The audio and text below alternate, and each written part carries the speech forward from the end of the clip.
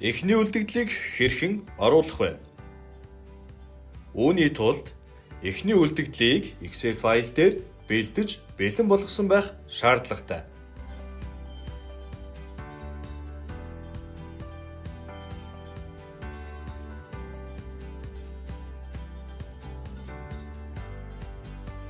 Бүртгэл цэсний бараа хэсгийн үйлдэл цонхны загвар татах цонхоор эхний үлдэгдлийг оруулах Excel загварыг татаж авах боломжтой.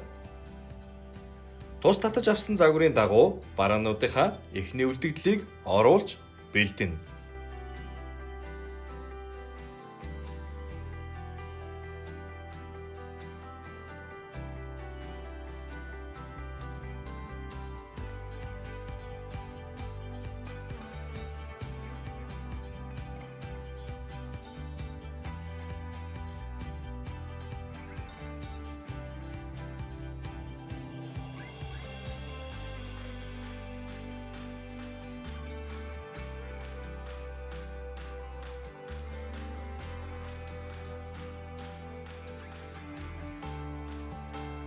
Тус бэлдсэн Excel файлаас барааны эхний үлдэгдлийг оруулахдаа бүртгэл цэсний бараа хэсгийн үйлдэл цонхны эхний үлдэгдэл татах цонхыг ашиглана.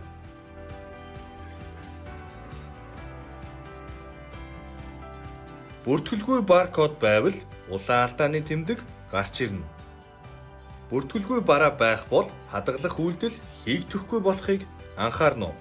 Excel файлаас оруулсан жагсаалтаас алдаатай болон дурын мөрийг сонгож delete хийж үлдсэн бараануудыг хадгалах боломжтой. Хадгалах үйлдэл амжилттай болсон тохиолдолд тухайн барааны эхний үлдэгдэл нь шинжилэл хийгдэн орох болно.